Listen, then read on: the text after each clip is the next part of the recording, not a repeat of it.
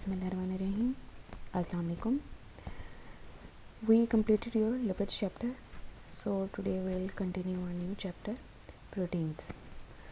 So let's start with the introduction. Proteins are complex nitrogenous compounds of very high molecular weight, which besides nitrogen contain carbon, hydrogen and oxygen. तो सबसे पहली चीज़ ये है कि ये nitrogenous compounds होते हैं, जैसे हमने फैट में पढ़ा था और जैसे हमने कार्बोहाइड्रेट में पढ़ा था कि ये कंस्टिट्यूट क्या करते हैं, किससे बने होते हैं, कार्बन से, हाइड्रोजन से और ऑक्सीजन से। इसके अलावा इनके अंदर नाइट्रोजन होता है।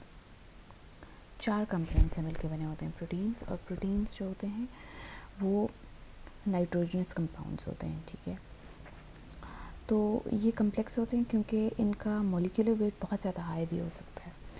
ठीक है, ये बात याद रखिएगा कि प्रोटीन्स जो हैं तकरीबन बेसिक्स हैं सारी लिविंग लाइफ की। जितनी भी लिविंग लाइफ है उनका बेसिक जो यूनिट है वो अमाइनो एसिड्स हैं। ठीक है, और अमाइनो एसिड्स मिलके क्या बनाते हैं, प्रोटीन्स बनाते हैं। ठीक है, तो अगर हम देखें तो प्रोटीन का सबसे जो बेसिक यूनिट होता है वो अमाइनो एसिड होता है। अमाइनो एसिड अगर हम देखें तो नेचर में more than 20 naturally occurring amino acids हैं। ठीक है, और अब ये जो 20 अमाइनो एसिड्स हैं, अब देखें फॉर एग्जांपल हमारे पास एक है लॉन्ग सिलिंड्रिकल शेप है। ठीक है, हमारे पास एक स्क्वायर शेप है, एक हमारे पास ट्रायंगल शेप है। ठीक है, अब अगर हमारे पास 3 शेप्स हैं तो आप इसका कम्बिनेशन ऐसे बना सकते हैं, ट्रायंगल और सिलेंड्रिकल का। ठीक है, आप बना सकते हैं स्क्वायर और ट्रायंगल का। ठीक है, आप बना सकते हैं सिलेंड्रिकल और सिलेंड्रिकल का। ठीक है, इसके अलावा अगर आप कम्बिनेशन बनाना चाहें तो आप इस तरीके से कर सकते हैं, रेक्टेंगल और सिलेंड्रिक क्या कहते हैं, रेक्टेंगल और रेक्टेंगल का। ठीक है, मतलब ये कम्बिनेशंस हैं डिफरेंट जो आपके 3 से बन रहे हैं। ठीक है, लेकिन अगर हम 20 अमाइनो एसिड्स करें, ठीक है, तो 20 अमाइनो एसिड्स में और कम्बिनेशन भी चाहे 3 के हों, 4 के हों, 5 के हों, 10 के हों, 12 के हों, 300 के हों। ठीक है, तो वो कम्बिनेशंस जो हैं वो आपके बहुत ज़्यादा कम्बिनेशंस हो सकते हैं। ठीक है, तो अब इन 20 अमाइनो एसिड से तकरीबन हमारे जो कम्बिनेशंस बनते हैं ना, मतलब जैसे सारे हम अगर कम्बिनेशंस कर लें। ठीक है, अब ये अगर हमने यहाँ पे कम्बिनेशंस देखे हैं तो ये तकरीबन एग्जॉस्ट आउट हो गए हैं। ठीक है, ये सारे कम्बिनेशंस हो जाते हैं। ठीक है, तो अगर आप देखें तो आपके जो ये हैं ये पूरे के पूरे कम्बिनेशन हो गए। ठीक है, अगर 2-2 का कम्बिनेशन हम करें इस तरीके से, जो 20 अमाइनो एसिड्स हैं उनके 2000 पर्टिकुलर जो हैं ये कम्बिनेशंस हैं। ठीक है, और जो कि गिव राइज कर रहे होते हैं। ठीक है, इनसे आगे स्पेसिफिक और प्रोटीन्स बनती हैं इसी तरीके से मिक्स होके। ठीक है, अच्छा, जो प्रोटीन्स होते हैं वो लिपिड्स और कार्बोहाइड्रेट्स के कंपैरिजन में ज़्यादा कम्प्लेक्स होते हैं। ठीक है, और इसके अलावा इनमें इनका मॉलिक्यूलर वेट साइज़ भी बहुत ज़्यादा वेरी करता है। ठीक है, प्रोटीन्स तो फिर हमें क्या पता है, प्रोटीन्स वेरी करते हैं। ठीक है, proteins vary from tissue to tissue within a living organism and in corresponding tissues of various species. तो प्रोटीन्स तो इतने कम्बिनेशन और इतने टाइप्स हैं कि हर एक टिश्यू में भी डिफरेंट होती हैं एक पर्टिकुलर लिविंग ऑर्गेनिज्म के। और उसके अलावा ये उस टिश्यू के अलावा भी ये अगर वही टिश्यू फॉर एग्जांपल अगर ह्यूमन लिवर है और एनिमल लिवर है तो उसमें भी प्रोटीन्स डिफरेंट होंगे। ठीक है, डिफरेंट स्पीशीज़ में भी वही टिश्यू डिफरेंट होता है। Most proteins also have sulphur and some contain phosphorus. तो कुछ प्रोटीन्स में सल्फ़र और फास्फोरस भी होता है। ठीक है, these elements from amino acids that are linked together chemically to give specific structure and characteristic properties to the individual proteins. तो जैसे जैसे कम्बिनेशंस होंगे, जैसे जैसे आपकी स्पेसिफिक आपकी जो हैं आप कह लें कि ग्रुप्स अटैच हुए होंगे प्रोटीन्स के साथ, उसी तरीके से उनको स्पेसिफिक स्ट्रक्चर मिलेगा और स्पेसिफिक उनकी प्रॉपर्टीज डिफरेंट हो जाएंगी.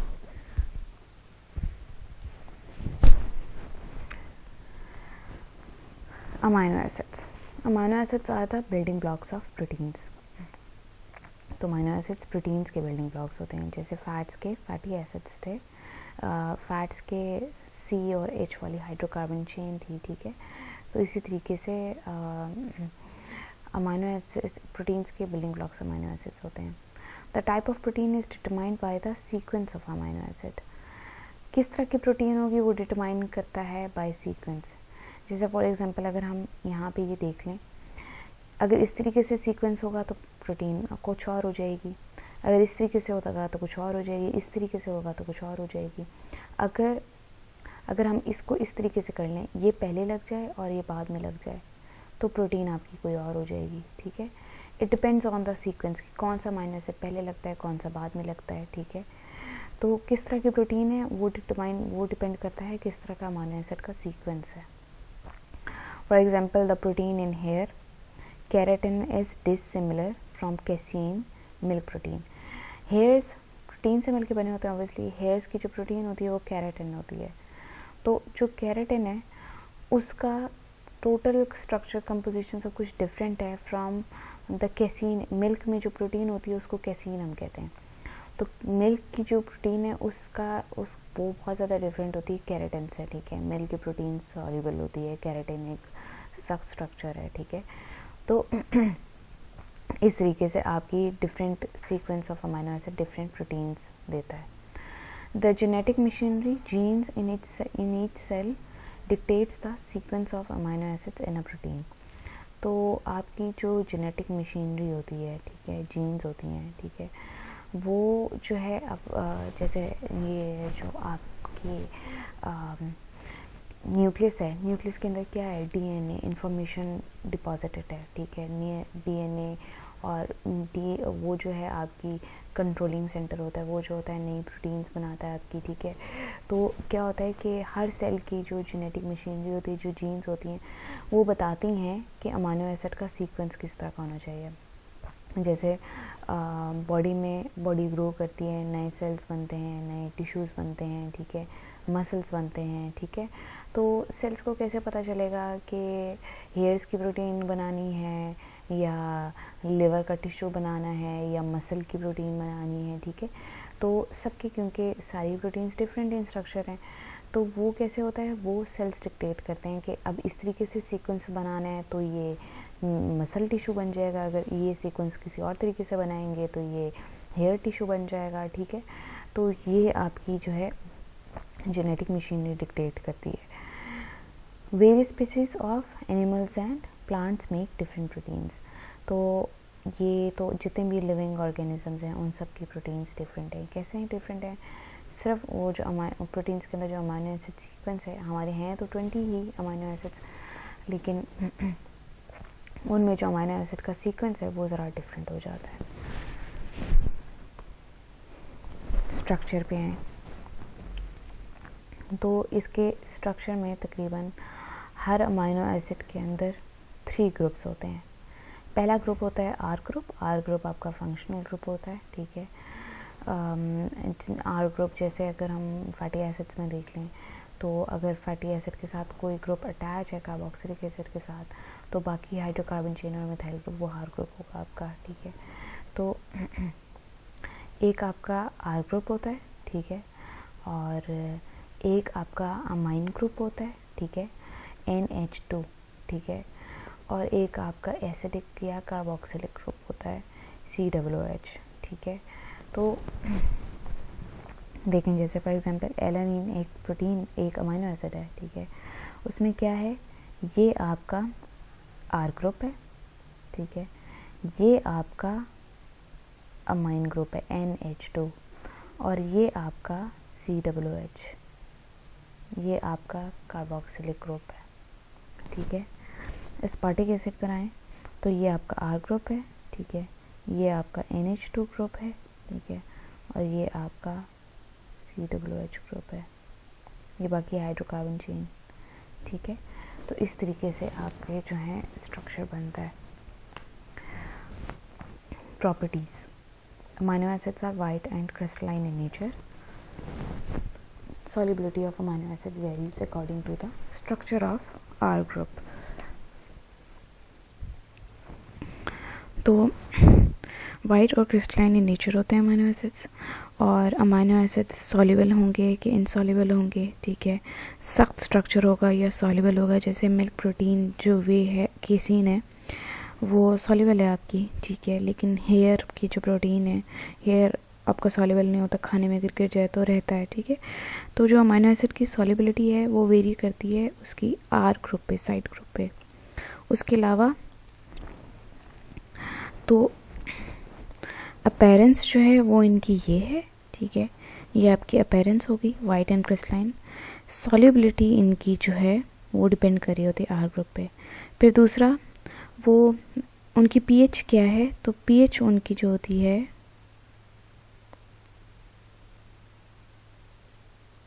pH अपीयरेंस, ठीक है, ये आपकी अपीयरेंस है, फिजिकल अपीयरेंस, ठीक है।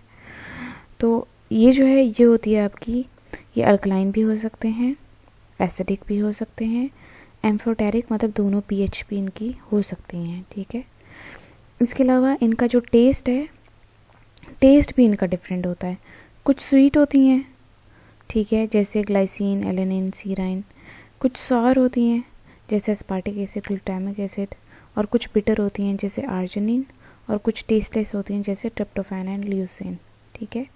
तो प्रॉपर्टीज़ जो इनकी वेरी कर रही होती हैं according to the amino acid. Classification, chemically the number and kind of functional groups and side chain structure form the basis for classifying amino acids into neutral, acidic, basic. अच्छा, जो भी functional groups हैं, ठीक है, किस तरह का functional group है, साइड चेन किस तरह की है, ठीक है, उस पर डिपेंड करता है अमीनो एसिड्स की क्लासिफिकेशन। मतलब वो न्यूट्रल अमीनो एसिड्स हो सकते हैं, एसिडिक, बेसिक हो सकते हैं, एलिफैटिक या एरोमेटिक हो सकते हैं। उसके अलावा अगर हम न्यूट्रिशनली देखें तो वो क्लासिफिकेशन है अकॉर्डिंग टू, तो दो तरह से हो गए। एक है classification according to the functional group and side chain structure, ठीक है। दूसरी आपकी है classification according to nutritional purposes.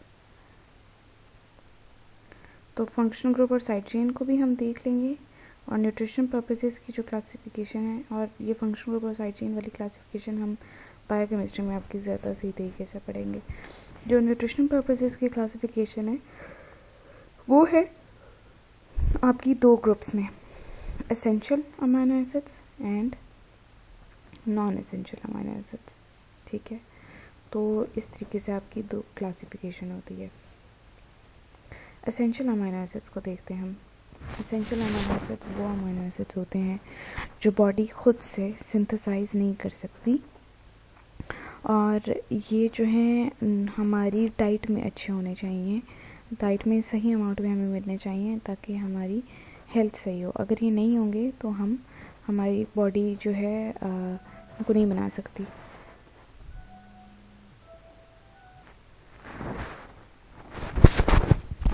तो ये आपकी डाइट में होने चाहिए, इसलिए हम इनको एसेंशियल अमीनो एसिड्स कहते हैं, मतलब ज़रूरी अमीनो एसिड, ठीक है।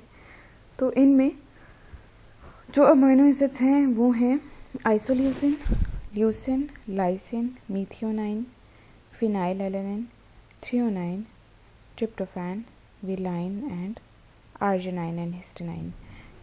ये आपके बनते हैं तकरीबन 10 अमीनो एसिड्स, ठीक है, जो कि एसेंशियल अमीनो एसिड्स हैं, ठीक है। The common sources of essential amino acids are animal products. ज़्यादातर आपको जो अमीनो एसिड्स मिलेंगे वो एनिमल प्रोडक्ट्स में से मिलेंगे, जैसे मीट, मिल्क, एग्स, फिश, ठीक है। इसके अलावा कुछ आपके जो प्लांट फूड्स हैं जैसे सीरियल्स हो गए, लिग्यूम्स, पल्सेस या लीफी वेजिटेबल्स हो गई, तो उनसे भी मिलते हैं, ठीक है। तो यहाँ सबसे आपको अमाइनो एसिड्स मिल सकते हैं। अब ये अमाइनो एसिड्स के नाम याद करना इम्पॉर्टेंट है, सोर्सेज याद रखना इम्पॉर्टेंट है, ठीक है। तो नाम जो हैं आप कैसे याद रखेंगे,